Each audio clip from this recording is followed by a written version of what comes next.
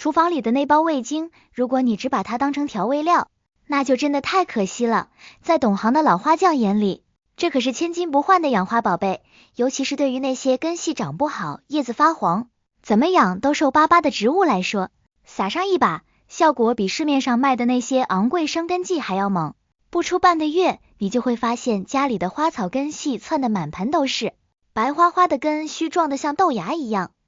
很多人养花总是陷入一个误区，觉得必须要买那种包装精美、价格死贵的专用肥料才有效。其实植物的生长逻辑非常简单，它们需要的无非就是氮磷钾以及各种微量元素，而我们日常生活中有很多不起眼的小东西，恰恰就蕴含了植物生长最急需的营养成分，味精就是其中最被低估的一种。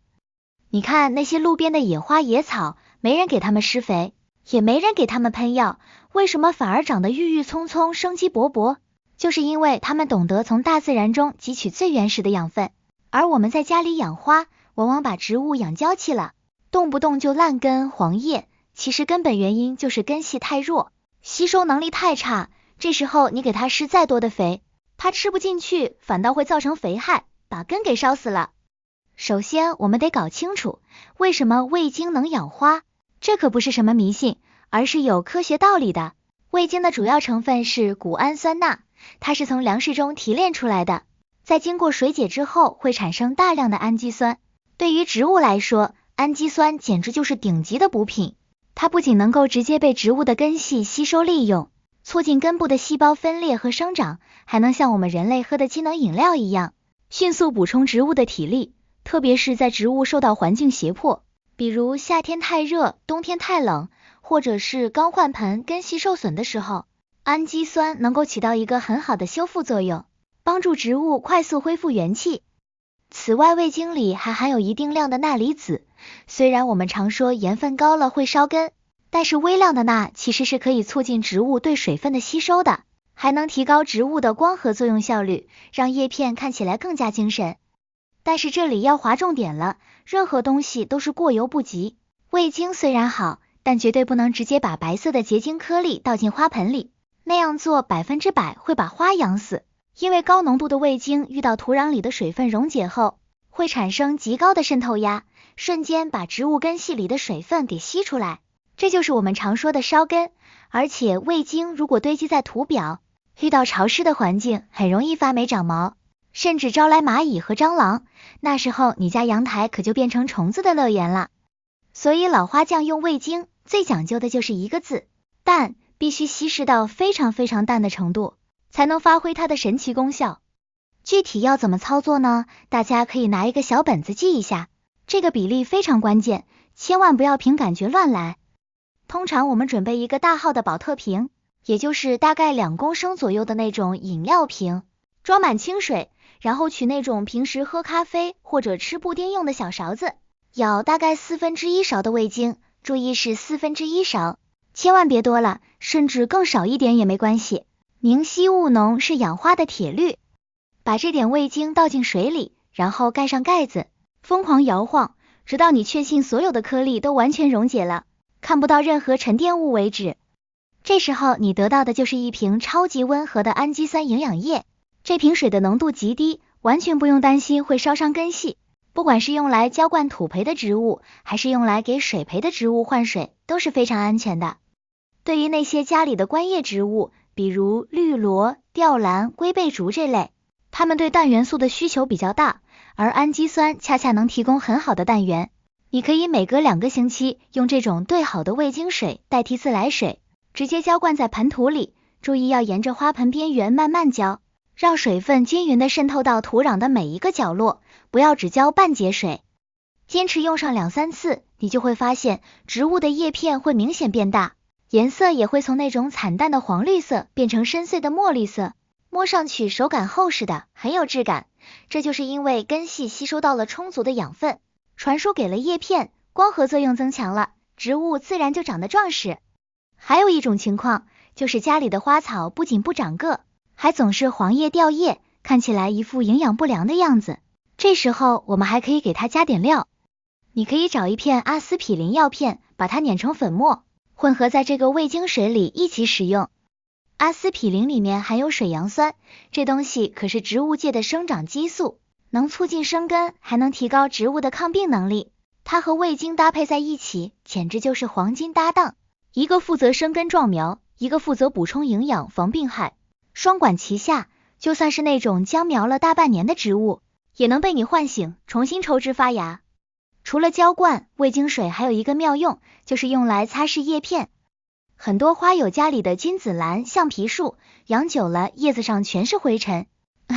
看起来灰头土脸的，一点精神都没有。这时候你可以找一块干净的软布，蘸取我们调配好的稀释味精水，轻轻擦拭植物的叶片正反面。这不仅仅是为了清洁，更重要的是，植物的叶片表面其实有很多微小的气孔，它们也是可以吸收养分的。这种方式叫做叶面施肥，氨基酸通过叶片气孔直接进入植物体内，效果往往比根部吸收还要快。擦完之后你会发现叶片瞬间变得油光水滑，就像打了蜡一样漂亮，而且这种光泽感是非常自然的，不是那种喷了增亮剂的油腻感。当然，咱们讲养花，不能只报喜不报忧。虽然味精水很好用，但也不是所有的花都适合，或者说在任何时候都能用。比如说在植物的休眠期，像冬天的多肉植物，或者是夏天高温休眠的仙客来，这时候它们的生理活动基本停止了，根系也停止了吸收工作，这时候你千万别手欠去给它浇味精水，也不要施任何肥料，就让它安安静静的睡觉，否则这些养分堆积在土里，不仅没用，反而会引起烂根。还有就是对于那些刚买回来的花，还没适应你家的环境，正处于缓苗期，也不要着急用味精水，先用清水养着，等它开始长新叶子了，说明根系已经恢复工作了，这时候再循序渐进的使用，效果才会好。再说回我们最关心的生根问题，很多花友喜欢自己在家里扦插，剪个枝条插土里，想让它变成一盆新的花，但是往往10根插下去，9根都黑干了，根本不长根。这时候味精就能派上大用场了。你可以把味精水的浓度稍微调高那么一点点，大概是1000毫升水放半勺味精，然后把你剪下来的枝条，底部大概2-3公分的部位浸泡在这个溶液里，泡个半小时左右，取出来晾干伤口，再扦插到土里或者水里。经过味精水处理过的枝条，伤口愈合得快，而且细胞分裂活跃，生根速度至少能提高1倍。特别是像月季、三角梅这种比较难生根的木本植物，用了这个方法，成活率能大大提升。不过大家在使用味精水的时候，一定要注意观察，养花最忌讳的就是死板教条。每一盆花的情况都不一样，你家里的通风条件、光照条件也和别人家不一样。第一次使用的时候，建议先在一盆普通的植物上做个实验，或者只浇半边土，观察个2-3天。如果没有出现叶片萎蔫、边缘焦枯的情况，说明这个浓度是安全的，然后再推广到其他的花草上。如果发现浇完之后叶尖开始发黄焦枯，那多半是浓度高了，这时候要赶紧用大量的清水灌根，把土壤里多余的盐分冲洗掉，放在通风好的地方晾干，一般还能救得回来。说到这里，可能有些朋友会问，那是不是所有的味精都可以用呢？超市里卖的那种鸡精行不行？这个问题问得非常好，这里要特别提醒大家，我们说的是纯度比较高的味精，也就是谷氨酸钠含量比较高的那种，看配料表，成分越简单越好。而鸡精是复合调味料，里面除了味精，还添加了淀粉、糖、香精、鸡肉粉，甚至还有防腐剂和其他添加剂，成分太复杂了。这些乱七八糟的东西倒进花盆里，植物吸收不了，反而会霉变腐烂，严重污染土壤，所以千万不要用鸡精代替味精，这一点一定要记清楚，否则好心办坏事，把花养死了，可别怪我没提醒你。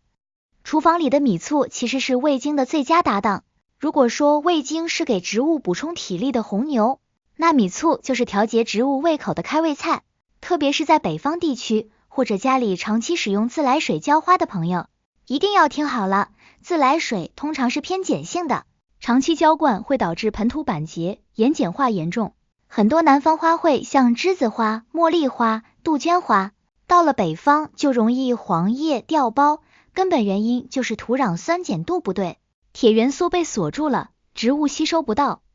这时候你每次浇喂精水的时候，哪怕只滴上2-3滴不含盐的米醋，就能瞬间中和水质的碱性，把土壤调节成微酸性。这对于喜酸性花卉来说简直就是救命稻草。你会发现那些原本叶脉还是绿的，但是叶肉发黄的缺铁性黄叶，慢慢就变回了浓绿色。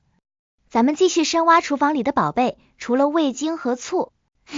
鸡蛋壳也是一个被严重误解的神器。很多花友吃完鸡蛋，随手把壳往花盆里一扣，觉得这就是补钙了，其实大错特错。新鲜的鸡蛋壳里残留着蛋清，这东西直接进花盆，不仅不能补钙，还会发臭，招来那种黑色的小飞虫。而且蛋壳的主要成分是碳酸钙，它在土里自然分解的速度慢得惊人。可能你这盆花都养死了，那蛋壳还是原封不动的躺在那。老花酱的处理方法是把鸡蛋壳洗干净，晒干，然后弄碎，但这还不够，重点来了，我们要把它放在碗里，倒上没过蛋壳的米醋。这时候你会看到剧烈的气泡反应，就像沸腾了一样，这其实是在进行化学反应，把难以吸收的碳酸钙转化成了水溶性的醋酸钙。等气泡没了，你再把这个液体兑水稀释1000倍浇花，那才是真正的补钙液。植物缺钙其实很常见，表现就是新长出来的叶子皱皱巴巴的，花苞还没开就掉了。用了这个醋酸钙水，植物的茎秆会变得非常硬挺，花朵也能开得更持久，颜色更鲜艳。接下来要说的是香蕉皮，这可是钾肥之王。钾元素主要管植物的茎秆强壮和抗病、抗倒伏，还能促进开花结果。但是香蕉皮千万不能直接埋土里，因为它腐烂速度太快，会产生大量的热量，瞬间烧坏根系。最干净卫生的做法是把香蕉皮剪碎，放在微波炉里或者烤箱里烘干，直到它变成那种黑黑的、脆脆的碎片，然后用擀面杖或者粉碎机把它打成粉末。这个黑色的粉末就是纯天然的缓释钾肥。你在给花换盆的时候，或者在盆边挖个小洞，埋上1勺香蕉皮粉，它会在土壤里慢慢释放钾元素，既安全又高效，完全不用担心烧根或者招虫子。特别是对于那些正在孕育花蕾的植物，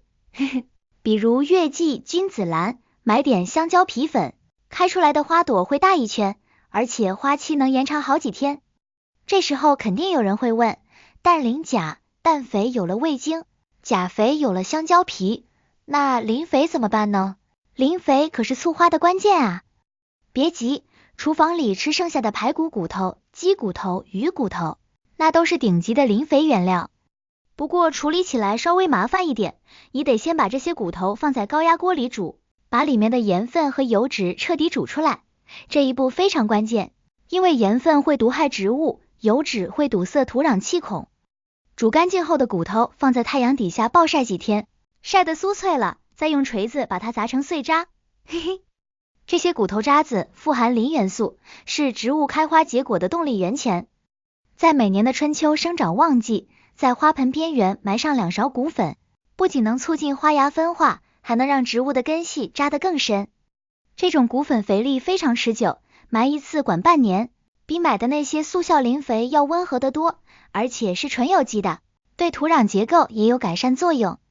还有一样东西，可能很多人都扔掉了，就是各种坚果的壳，像核桃壳、花生壳、开心果壳。这些硬壳虽然没有什么速效的养分，但它们是改良土壤物理结构的神器。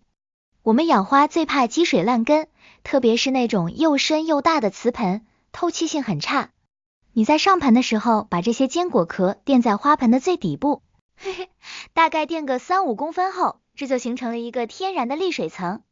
多余的水分流到这里，能迅速排出去，不会积在土里把根泡烂。而且这些果壳在底部慢慢腐烂的过程中，也会变成腐殖质，为植物提供长效的营养。这就好比给房子的地基做了防水处理，地基稳了，上面的楼房才能盖得高，根系透气了，上面的枝叶才能长得旺。说到这里，我们其实构建了一个完整的厨房养花生态闭环。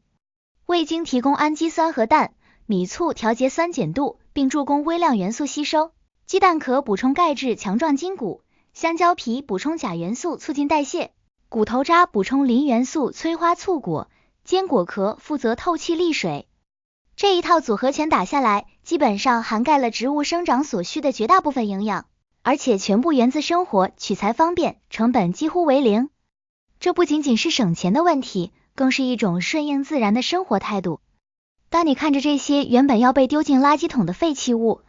在你的手里变成了滋养生命的养料，那种化腐朽为神奇的满足感，是买几袋化肥所体会不到的。当然，所有这些自制肥料都有一个共同的前提，就是使用一定要节制。我们要把植物当成一个有个性的生命，而不是一个只会吃喝的机器。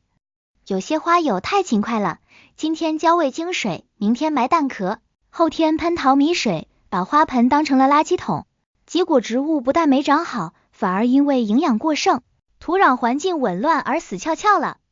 我的建议是制定一个简单的施肥计划，比如每个月的第1个周末是味精日，第3个周末是蛋壳促水日，换盆的时候采用谷粉和香蕉皮粉。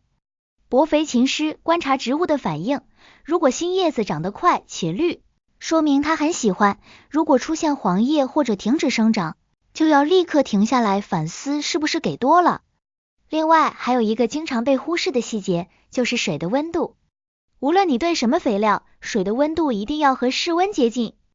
特别是在夏天和冬天，如果你接了冰凉的自来水，直接兑上味精去浇花，温差过大会刺激根系，造成生理性干旱，也就是根系虽然泡在水里，但因为它感冒了，反而吸不上水来。所以老花匠都会在阳台上放一个大桶，把自来水接出来晾个1-2天，既散去了水里的氯气，又让水温平衡了，这时候再加料浇花才是最稳妥的。再来聊聊关于害虫的防治，厨房里也能找到帮手。比如大蒜和辣椒，这2种东西味道冲，虫子最怕。你可以把大蒜拍碎，或者把红辣椒切断，泡在水里24小时，滤出来的那个辣水，喷在有蚜虫或者红蜘蛛的叶片上，效果非常不错，而且纯天然无毒，家里有小孩宠物的也不用担心。还有就是洗洁精，如果发现花上有介壳虫，就是那种贴在杆子上抠都抠不下来的白色小盾牌，用极低浓度的洗洁精水加几滴油，摇匀了喷上去，能把虫子的气孔堵住，把它们憋死，然后再用清水冲洗干净。哈哈，这也是个应急的好办法。其实养花养到最后，你会发现植物和人是一样的，它们需要的不仅仅是饭，还需要舒适的环境。通风是万病之源的克星，哪怕你肥施的再好，如果把花闷在不透气的角落里，它一样会长不好。所以在给植物喂这些厨房宝贝的同时，别忘了多给它们开窗透透气，让新鲜的空气流动起来，带走多余的湿气和病菌。光照也是，万物生长靠太阳，除了极个别耐阴的植物，绝大多数花草都需要充足的阳光来进行光合作用，把你施进去的味精、蛋壳、谷粉转化成真正的能量。我也遇到过很多新手朋友，因为1次2次的失败就气馁了，觉得自己是植物杀手。其实谁不是踩着无数空花盆走过来的呢？每一次黄叶，每一次烂根，都是植物在用生命教我们它的习性。用味精也好，用鸡蛋壳也好，这都是术的层面，真正的道是你对生命的敬畏和观察。当你开始留意到叶片早晚的挺立程度不同，当你开始分辨出缺水发蔫和烂根发蔫的区别，当你能预判天气变化，提前给植物做好防护，那时候你就真正入门了，成为了一个懂花爱花的花匠。